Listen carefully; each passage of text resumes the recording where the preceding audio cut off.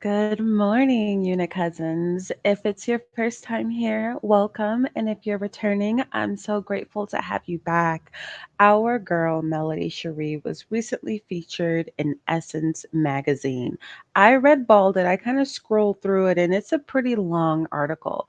I've not read it yet. We can read it together. And plus, I want you to be able to say, "Oh, I read that article, Melody," because guess what?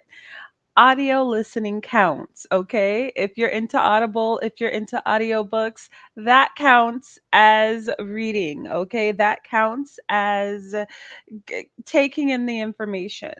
So let's get to that. But first, I want to give you a grand opportunity to like the video.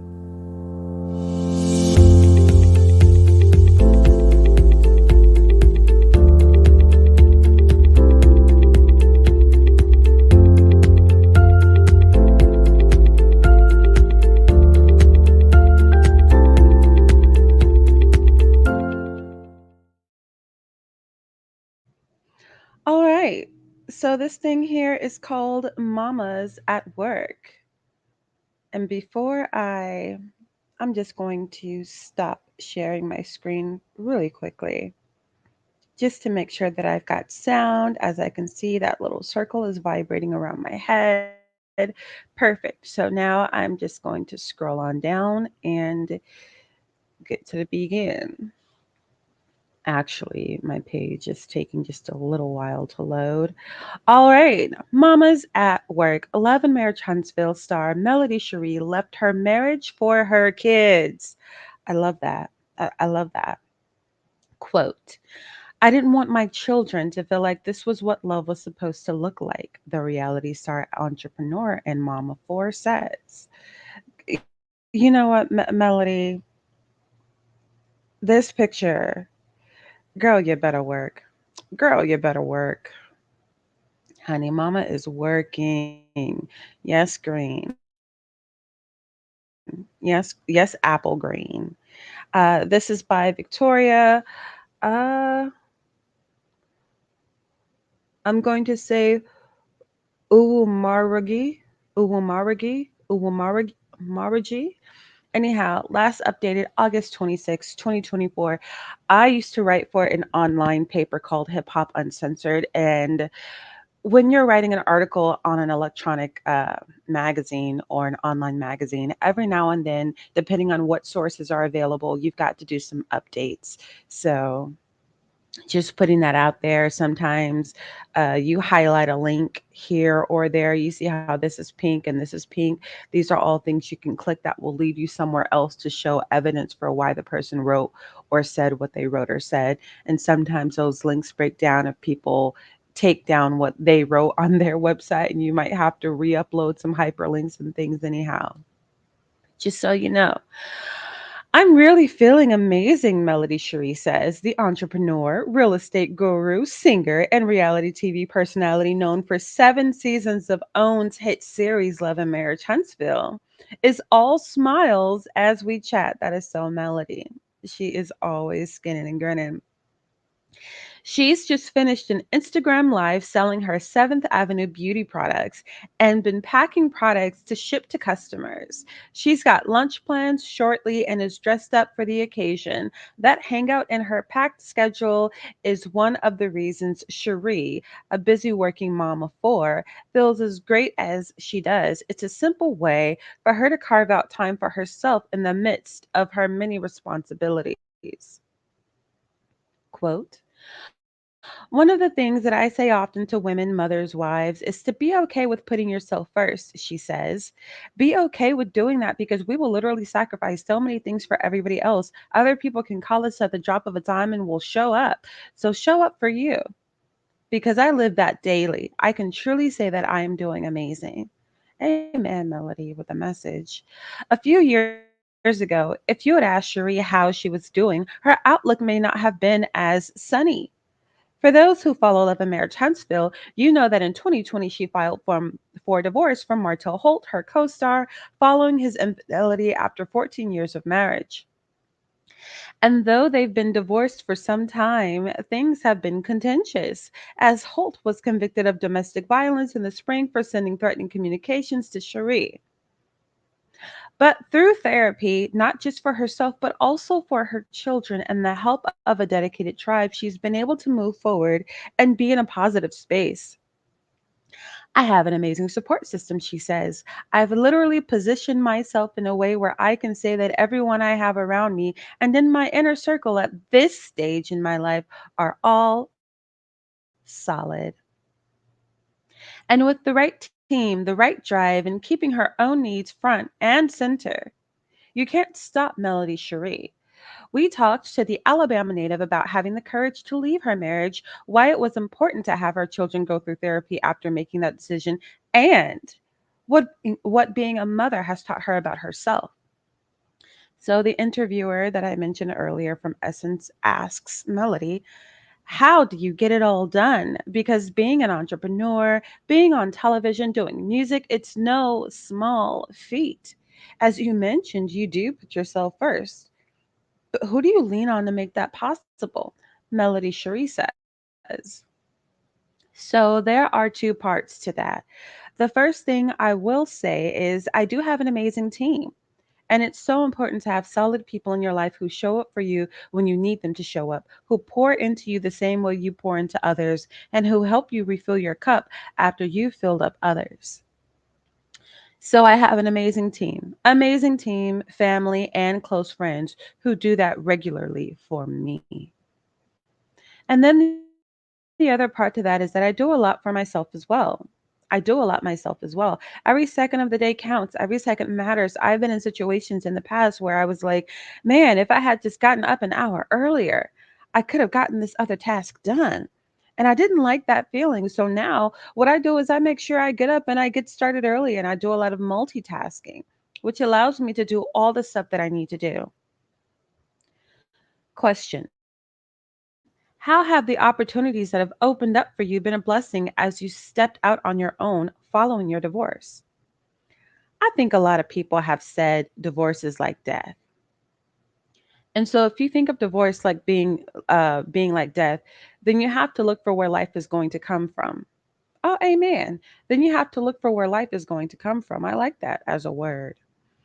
And so for me, the life that was breathed into me as I was going through that situation, of course, first came from God, knowing that He was with me every step of the way, maintaining my faith and not being fearful. So many times we are fearful of being alone. And I tell people all the time, alone, docs, alone does not equal lonely. I'm sorry. I don't like this particular font they chose to write this article. And if you zoom in, you'll see why. And I tell people all the time, alone does not equal lonely. So I was not fearful of being alone because I knew God was with me every step of the way. I've also been blessed to be able to utilize my gifts to help me through my healing process. So, by way of music, I've been able to share and express emotions and tell my story, so to speak. And then, because I'm on television, I've been able to have this amazing supportive fan base who supports everything I do and who stands in the gap too when it comes to prayer. I know that's right, millimeters. I know that's right, millimeters. I have an amazing mother who's constantly praying over me. Yes, you do, Mel, who's constantly reminding me, even through that divorce, who I am and whose I am. So I've been able to find again those pieces that bring life as I'm going through a death. I heard you say in an interview that therapy has been essential for you and your children. Why was it so important for you to provide your kids with professional support?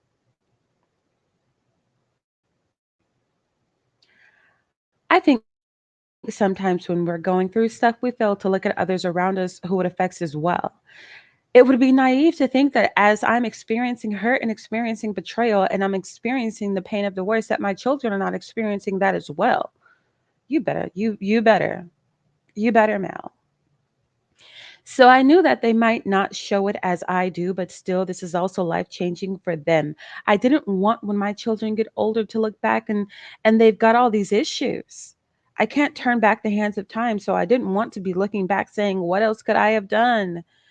And so I knew that by way of putting them in therapy, I'm using all that I know to use and doing all that I know that I can do.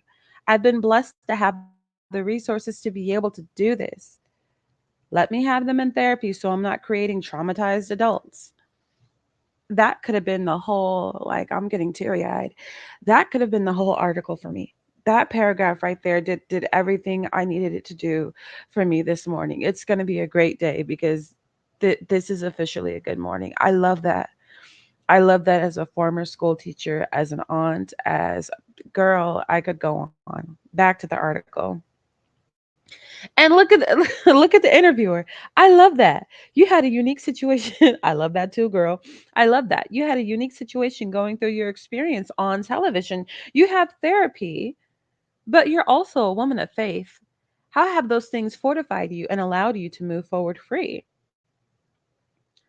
I love the fact that you use the word free because that's what it was for me. It was freeing. Television was a public outlet and a way for me to share with the world what I was going through, the highs and the lows, which ultimately ended up leading to a divorce. But being able to be free in that, you see so many times people are holding on to stuff and it's just sitting within and it's growing and it's growing and it's growing and it's building. Then you wonder why they all of a sudden have this breakdown. And so for me, the freeing part was being able to selfishly live out loud what I was going through, not caring what anybody else thought about it, not caring who felt, oh, you shouldn't share your business, because of course you have those individuals too. But I just lived my truth out loud and put it out there for the world to see. And that was freeing for me. I'm sorry, but I have to pause here and recognize the shade. I have to pause here and recognize the pow of it all. Because y'all remember, excuse me, I just guzzled my some cold brew, some nitro cold brew coffee. But y'all may be able to recall when the cast was saying she sold her soul and she sold her marriage for a TV show and she exploited her marriage for a TV show. That's what the cast was saying, right? That is what the cast and Martell sat down and decided to call it because she was the only person being authentic on the screen. She was the only person living out loud on the screen. And as a function of Mel living out loud, we got Martell's truth as well. But that Negro has been caught several times lying to the camera, right? So when she says here, oh, you shouldn't share your business because, of course, you have those individuals too. But I just live my truth out loud and put it out there for the world to see. And that was freeing for me. That that's the thing about reality television. Reality TV comes with so many hardships, but being who you are authentically out loud, there is freedom in that. There is freedom in that. There's freedom in that.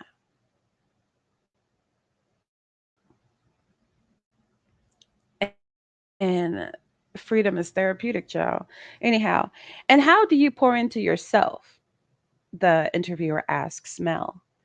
I mentioned I'm about to go out with one of my friends and have lunch, and I have a massage scheduled for later today. Get it, girl. So I'll be getting a massage here in my home. I love to travel, so I travel. And that's another place of peace for me too when I get to travel and just go see other places and experience other cultures. I love being near the water and just finding those different things that bring peace to me, which only pertain to me because sometimes we do things, but it affects everybody. But you got to find those things that you do that are just for you. So when I'm getting a massage, it's not affecting anybody else but me. So guess what? That's a self-love thing right there. So yeah, I'm always making sure that I'm pouring into myself, that I'm giving back to myself. I work super hard, so I know the importance of also taking care of me so that I can continue to walk in my purpose. Was motherhood and the things that you've overcome, what has motherhood and the things that you've overcome taught you about yourself? As I scroll past the ads, motherhood has taught me that I can love someone more than myself. There are a lot of things that I sacrifice, a lot of things that I do because of my children, because of my love for my children. To be honest with you, even getting a divorce, let's keep it a buck. I have three girls and one son. It matters for the son too, of course, but having girls, your daughters are watching you, they're paying attention. I didn't want my children to feel like this was what love was supposed to look like. I didn't want them to think that, oh, this is what marriage is supposed to look like. So instead, what they got is, wow, my mother has shown me what strength looks like. My mother has shown me how she walked away from my dad with 4 children and started over. And look where she is now. So as they mature, they get older, they choose to get married, they're going to know, hey, if love is not shown the way it should be in a normal, healthy way, I don't have to stay there. I love that. And lastly, what advice would you share for other women who may have children and not be in the healthiest situations, but feel like they need to stay there? Your children are smarter than you think they are, and they feel more than you think they feel. They feel the tension, they hear the arguments, they see the tears roll down your face. Do they deserve that? That's for you to decide. Do they deserve to think that this is what normalcy is? Do they deserve to think that, oh, this is what love is? We have to put ourselves in a place, like I said, where we are not raising children who will become traumatized adults. Girl, that was my morning right there. Good morning, America. That was my morning right there. Oh, that felt so good to my soul. Oh, that felt so good. Lord, I just, yeah, that's what edification of the soul sounds like. That's what having your soul fed sounds like. And forgive me, I know that I sound congested and nasal. I just woke up and I didn't have a warm drink. I just had nitro cold brew, so I am still a little bit stuffy. Usually after a warm drink or a warm shower, that's when I get my normal voice that is not filled with so much vocal fry. But I'm wiping away tears as I read that, because one, I was a school teacher for 10 years, and what I saw with certain students really broke my heart. Um and what I learned about kids and families and parents, without even being in their households, you can learn a lot about, oh, you can learn a lot about kids' households just by seeing them every day. Because here's your reality as a school teacher. And I say this because Mel was also a school teacher. And that really is conducive to making you a better parent, a better aunt, a better guardian of a child. Okay. As a school teacher, you spend more hours with that, you spend more waking hours with that child than their own parent during the school year. That child is more in your care, right? Because school is like an 9 hour day, right? 7 to 9 hours, depending on where you're at. When that kid gets home, chances are it's like, we're not home yet. You got to go to practice. I pick you up from practice, choir rehearsal, football practice, baseball practice. I pick you up from the chess meet. Then you have dinner, you take a bath, you go to bed, bro. You go to bed. It's 9:30 at night. It's bedtime for you. So I'm saying waking hours, because when that child is actually awake, they're with you. They're with you. And so what comes out of these kids as good manners, as behavioral problems, as even as perfection. If you have, some kids are just naturally just yes, they're just wonderful. I used to be correcting papers, and like the things that I would think in my head were such a mess, I would be like, yes, F it up one time. I know that's right. Girl, you better come get this A plus. Right? So some kids just got it. But when you see a kid who is so worried about how you feel, like there are kids in your classroom who will come and try to manage your emotions. Like if you're tired that day, or are you grumpy that way? And they're like, "Oh, teacher, are you okay? Teacher, is there something I can do? Teacher, I can, but you're a kid. Why are you because they're at home trying to manage their mama. They're at home tiptoeing around their daddy, the big dragon in the house who they don't want to see, spray fire everywhere. And you look at these kids and you're like, oh, how empathetic, how compassionate. But it's like they're like that. They're this people pleasing perfectionist because they have a narcissist at home. I mean, it's enough to break your heart when you see these little faces and you see these habits. That's why in my school teaching and in my early childhood psychology, I learned to be able to appreciate a kid who is spoiled and who throws a tantrum. It's harder to abuse a kid who will throw a tantrum. Now, me as a child, undiagnosed, autistic, all these, I was quiet. You could do anything you wanted to me because I was quiet, autistic, and my dad would give me these messages, these gangster messages very early on, which I think is so abusive. He would be like, "Don't be a snitch." So the kid who comes and tells on somebody, "Don't be a snitch. Snitches get stitches." And so when anybody would do anything to me, my body, my little kid body, I wouldn't snitch. Ain't that something? Ain't that something? And so as an adult, I ended up needing miles and miles. The time that I put into therapy, which I'm very proud of, but the time that I put into therapy, it was so necessary for me because I just started bursting from the seams after all of the perfectionism. So when Mel is like, I'm not here to raise traumatized adults. It is easier to raise healthy children than it is to correct traumatized adults. And that's why I don't really deal with a lot of people because a lot of people ended up being traumatized adults and they can't work on themselves. They can't face themselves. And because I've done that work as an adult, I know how hard it is. And I know that I'm a set apart human being because I was able to do the work. Because it's hard. It's a long journey up, it's an uphill battle to do the work on yourself as an adult. And that's where so many adults fail themselves. But when you're 18 years old, you're the mess that everybody made of you. You are the sum total of what you've been taught. You get to college, all these new ideas open up, you start to develop yourself. And you carry that person of yesteryear with you. And there tends to be things that you need to unpack and unlearn. And unlearning is hard to do. Unlearning is hard to do. Forgetting is easy. Forgetting is easy, but unlearning is hard to do. It's hard to do.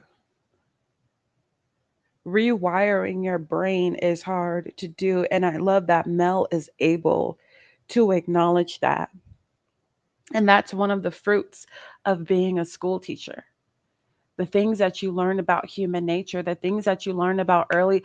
I mean, any school teacher who is a sincere school teacher, all capital letters on sincere, could also be a therapist, could also be a counselor.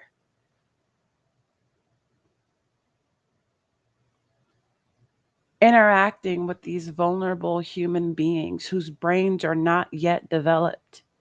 Your brain don't fully develop until you're 25, 26 years old.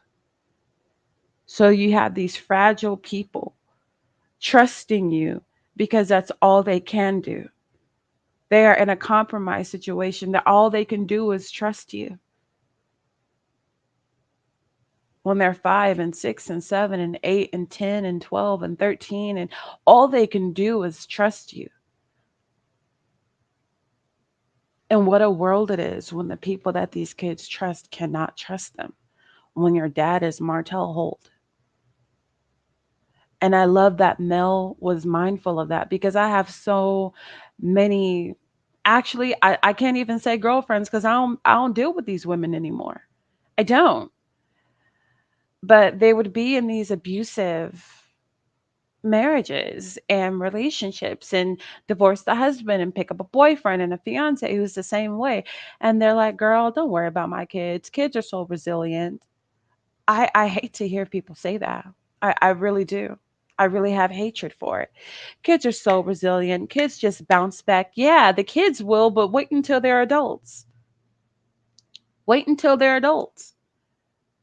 You think because they're happy playing with a magic wand and a tutu and a little crown playing dress up in their bedroom that they're okay. They're not okay.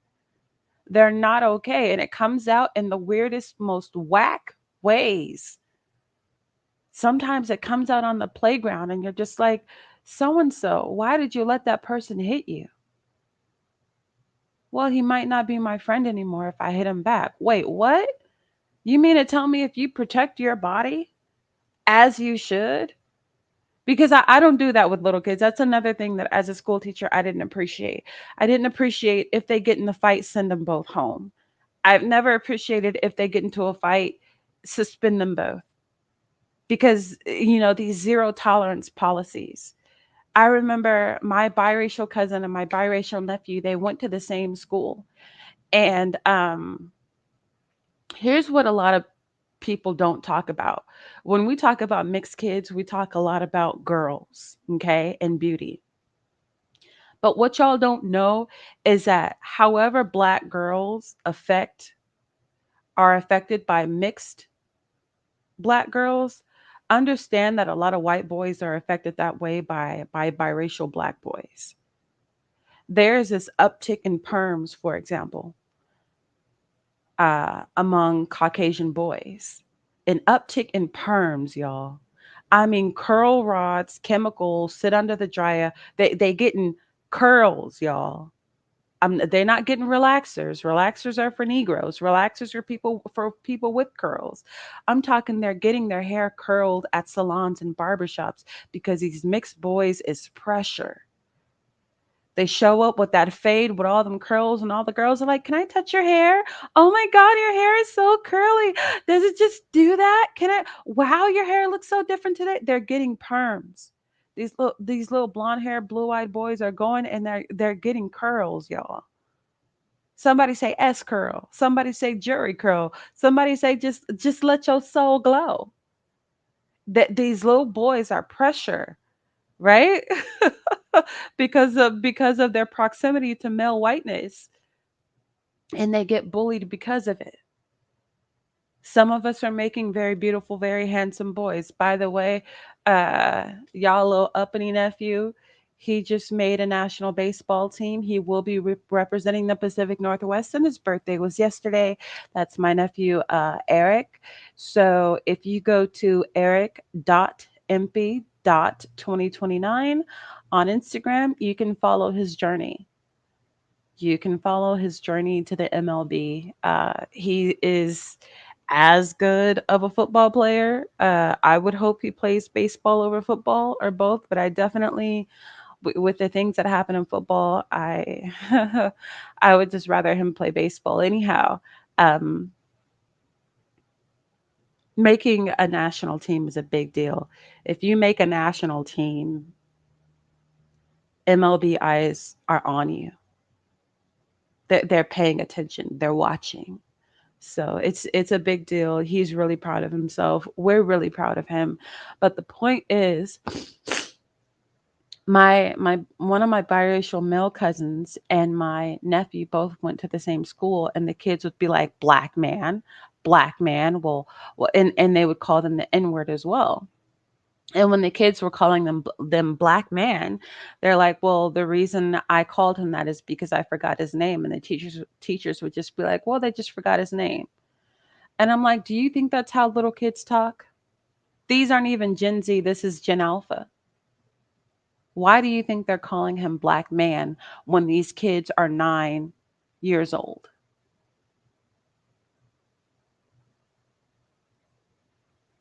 And then finally, when the N word does come out, we're like, now do you make the connection between black man and this verbal abuse? And of course, we're talking to white women. So they're just like, huh? And so we end up at that school because both my cousin and my nephew had the same response. They mollywop these little boys. They beat the hell out of these little boys and then they get in trouble. And we're like, when the kid was calling him black man, like he was a fucking suspect on a news story who needed to be lynched, you didn't say anything because that's where that terminology comes from. And then when they moved on to the N word, you told them not to say it anymore. And that was it, when you should have suspended them for using that kind of language because that is violent. You want to talk about a zero tolerance policy, there should be zero tolerance for the N word. And then finally, when both my nephew and my cousin mollywop these little boys. They're in trouble because of a zero tolerance for violence policy. And I'm like, you dropped the ball so many times on these kids. They were being abused the entire time by their peers for being superior to their peers. And their peers were looking for anything to try to make their superiors feel inferior.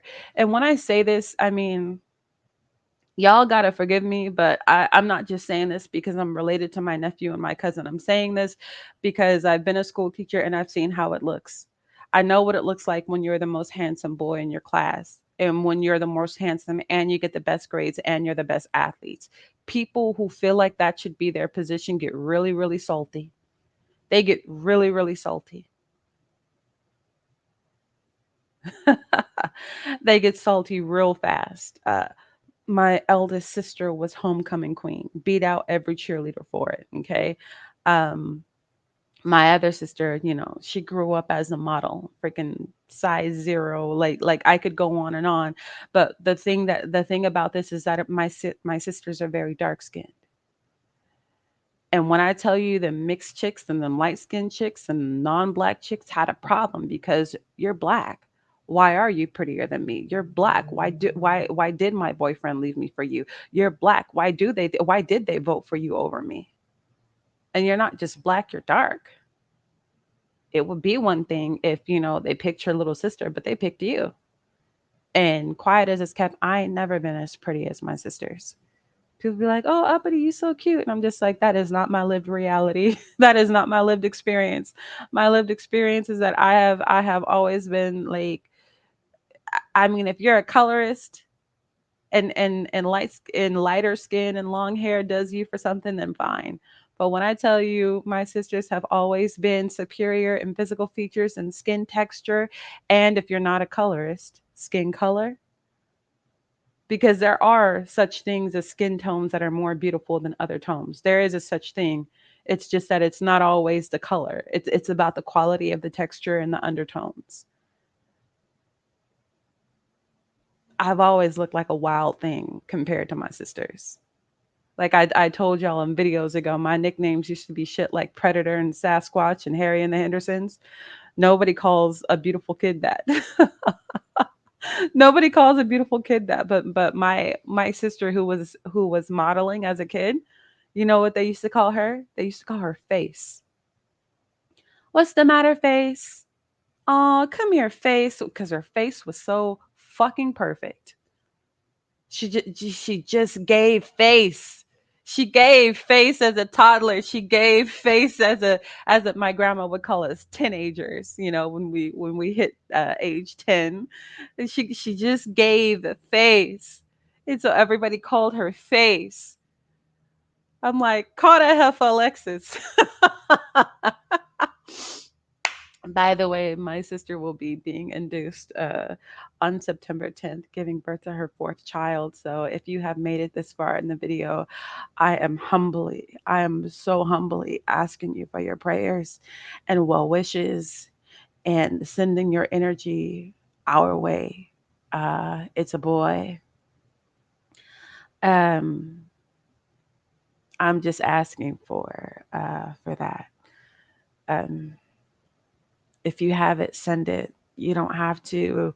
You can type it in the comment section. You can just will it, in your heart and in your mind. But Black women in hospital spaces, especially when it comes to maternity, and we need all the good energy and power that we can get. I'm a strong believer in metaphysics. I'm a strong believer in what energy and motion can do to people and how it can affect people for better or for worse. So if you have that in your heart, send it our way, please. But anyhow, I went on this long diatribe to talk about why this was a good morning, because I have tried to shove into people the messages that Melody is putting out, and I have been ostracized and outcast for the things that I have been willing to say to people about child psychology and broken adults. and child rearing and how these things affect kids. And just because they don't look like they're affected doesn't mean that they're not affected.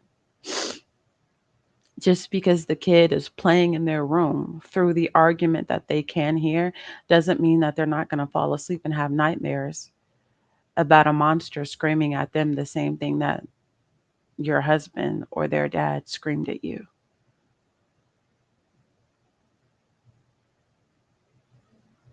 You got kids sleeping in class because they can't sleep at night because their nightmares are full of the things their parents said to each other.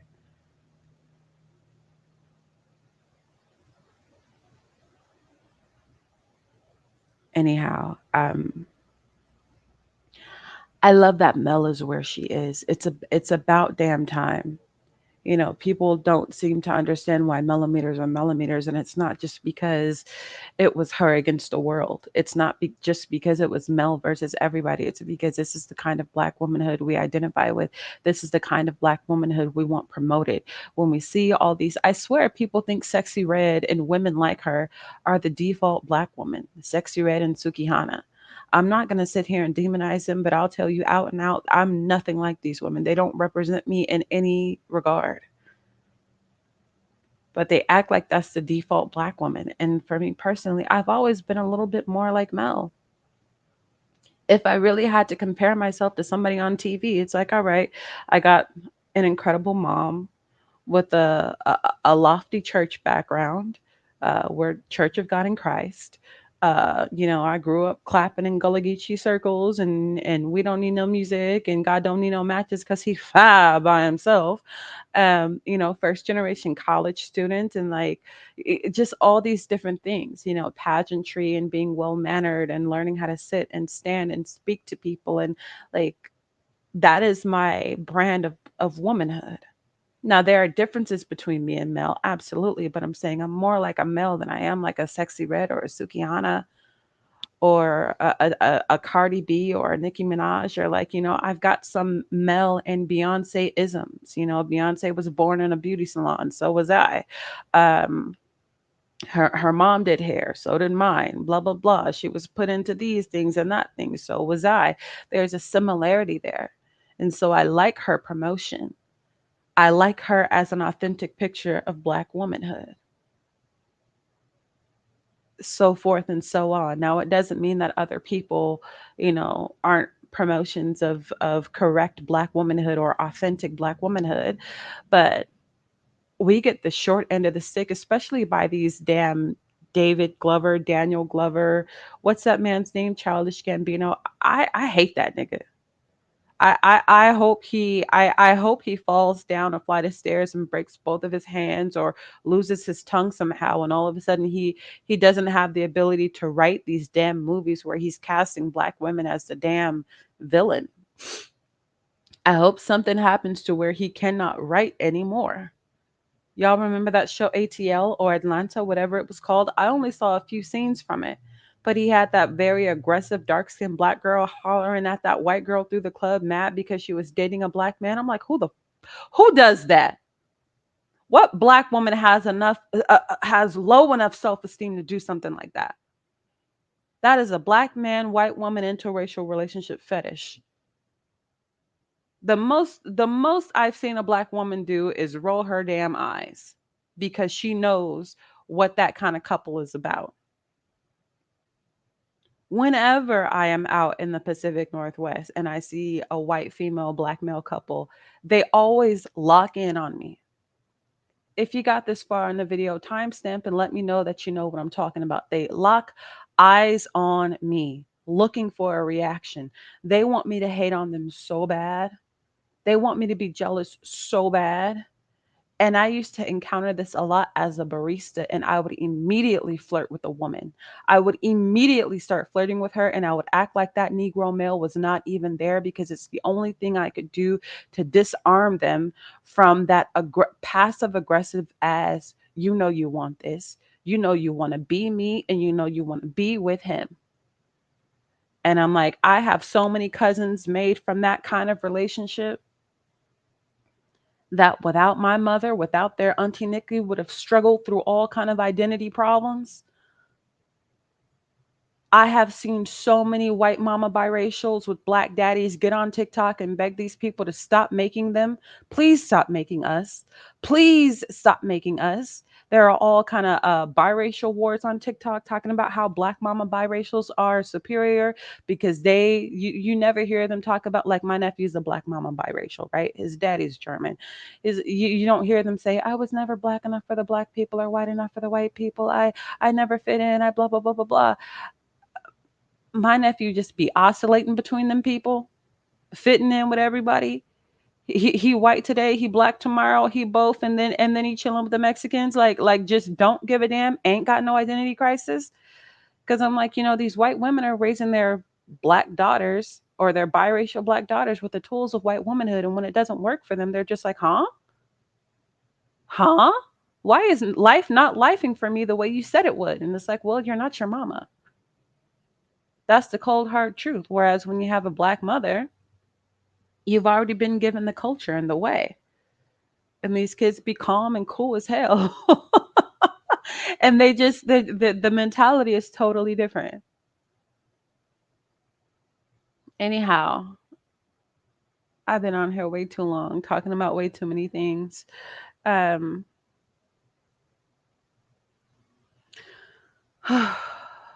Let me know that y'all got the message and that you understand.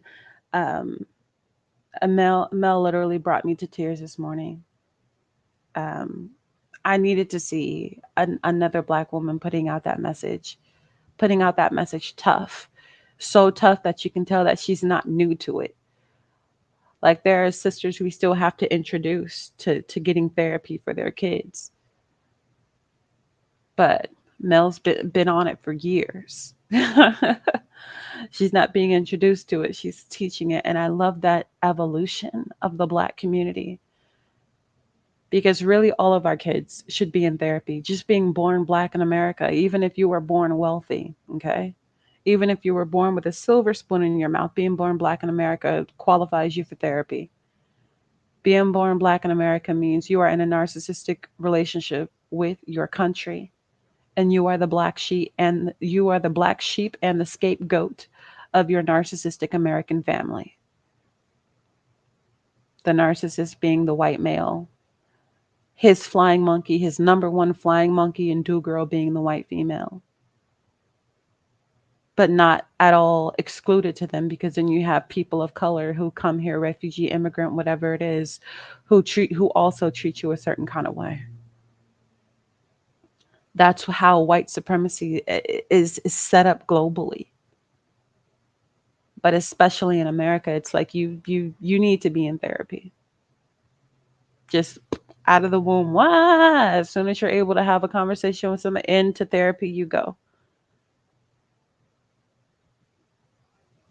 Because your therapist doesn't always have the answers. It's people who let you talk long enough until you talk yourself into the root of your problem and you say, aha, that's why I identified so much with my hair, because it's the only thing about me black men ever praise. That's why I'm so scared, to not have a big booty. That's why I stay off my knees and I stay out of the sun, because I don't want black knees and I don't want to have a dark skin because colorism and racism and blah blah. That's why I permed my hair until it fell out, when every other black girl had hair down her back as a child, but got hair down to her ears as an adult. Oh, that's why I kept that hot comb and that flat iron in my hair all the time. That's why I wouldn't go natural, because of the way these kids made fun of me when I went to school natural. I begged my mom for such and such. That, that. We have to dig into those things and exorcise those demons. And that's really what therapy is like. I mean, therapy is a lot like an exorcism. You get that gunk out.